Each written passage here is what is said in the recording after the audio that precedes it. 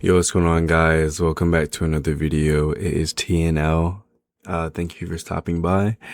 And today I feel like, kind of going in depth with what you should do with your money.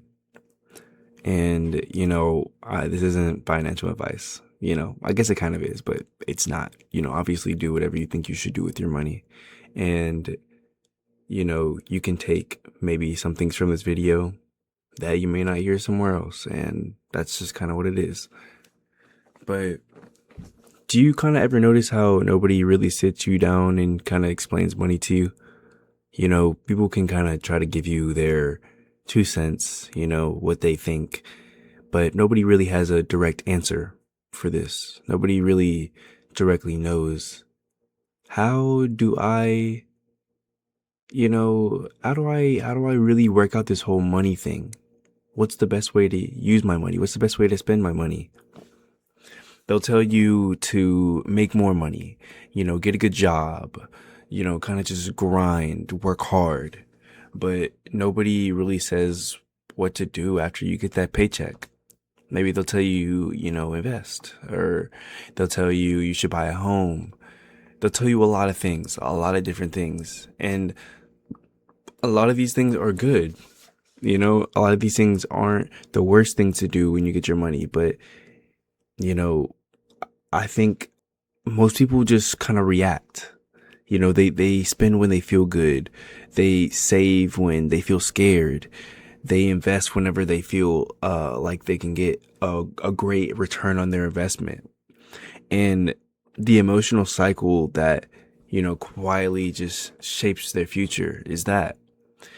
And I've been thinking about this a lot recently because money isn't just numbers, but it's more so involved with decisions that you make and decisions that are repeated over years and over decades that just become your entire life. The first thing I really realized though is you don't need to be flashy with your money. And you may think, okay, obviously, right? But you just need to be calm with it. If you don't have breathing room yet, that should be your focus from the start. Not just putting it all into stocks or putting it all into crypto or just trying to double it overnight with gambling or whatever. Just create some breathing room so you can then think and you can then really choose and decide what you want to put your money into and what you want to, maybe it's a business you want to put it into. But if you create breathing room, it gives you time to think and really know what you want to put your money into, right? Because when you're financially unstable, every decision feels very urgent, right? You start thinking like, oh, I need this now. I need to really make this, and you know what I'm saying? I need to really flip this now. And urgency can make people very stupid. I know from experience. Peace is underrated in finance. It's really an underrated thing in finance. Having a few months saved up isn't exciting. It's not exciting. Maybe it is, you see that money, you're like, oh, this is cool, right? But it's not like, oh, wow, well, I just got this money, I'm just kind of sitting here doing nothing. But it changes the way that you think. You stop panicking, you stop overreacting, you start choosing, and that can be very powerful in the end. you know, then there's this other part that, you may not hear as much, but money sitting still is shrinking. And you may hear this a little bit, but if you haven't, inflation, inflation doesn't care if you're scared, right? So once you're stable, your money needs movement. It needs to create money, more money out of that money. Not gambling, not guessing, not trying to be a genius with things, but just maybe consistent investing. The boring kind, the weekly deposit, the daily deposit, the automatic transfer, the long-term mindset. Because the truth is that most wealth isn't built strictly from, brilliance, but it's this thing I love. It's called repetition. It's the order of just doing something over and over and over and over again until your garden looks extremely beautiful. And here's the thing that hit me the hardest. You know, the best investments, early on isn't even in the market, right? The stock market. It's not even that. You want to know what it is? Take a guess. It's yourself. It's you. If you can create, if you can increase your skill, your discipline, your earning power, you multiply everything else tenfold, 100-fold. And an extra $10,000 a year because you learned something valuable, like that's amazing, right? That compounds way harder than trying to time the perfect stock, when you think it's going to go to the moon.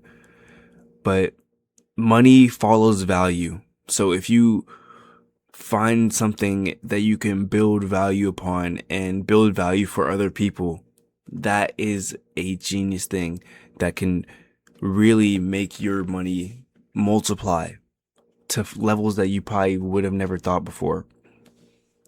And another thing that I've noticed that, people upgrade way too fast.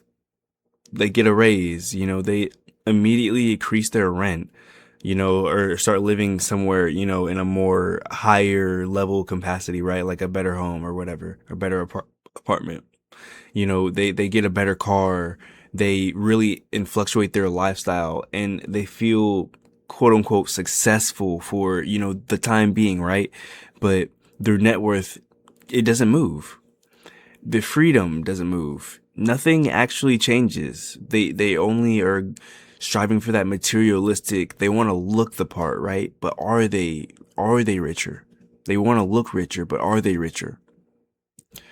The gap between what you earn and what you keep, that gap is your power. So you really want to protect that with all means and all means necessary. And here's something that I wish more people really understood. Money is very slow, okay? And that's not exciting. That's not like a viral thing, right?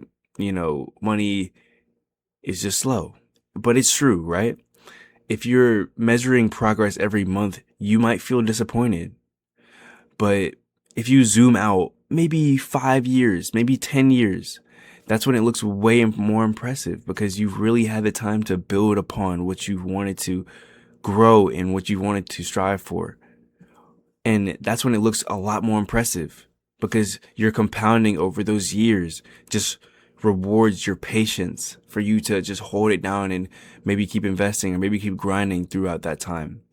Not just urgency, not just emotion, but strictly just the patience of just waiting.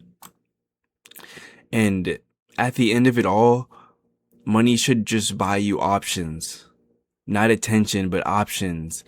The ability to just leave when something drains you, that job that you hate working, money, having a lot of money saved up and stacked will leave you with options, choices. Maybe you don't want to be there anymore. All right, let me leave. Let me go do something that serves me more. It allows you the ability to take time off, because we all know that things can be very stressful. Work can be very stressful. You can move completely differently than when you were struggling and working paycheck to paycheck. You think a lot more clearly about your decisions because you have the time to think. You didn't have the time to think before when you were broke. So if your money only allows you to buy status, you'll just feel stuck. And that's the bottom line. If it buys you freedom and, time and, time to really do things and evolve in your life, then you'll finally feel like you're in control.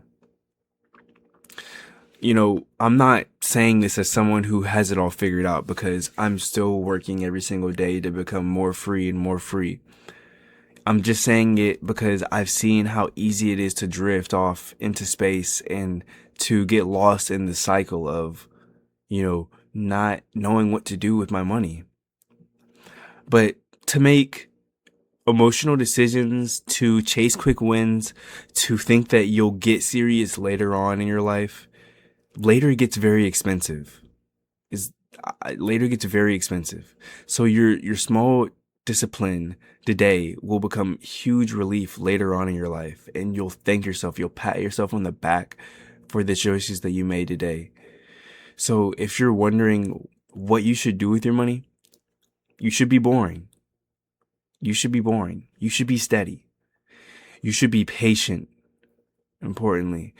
And because that quiet discipline, that's what actually builds a life that's worth living, that's full of freedom and choices for you. Thank you, though. Thank you for listening.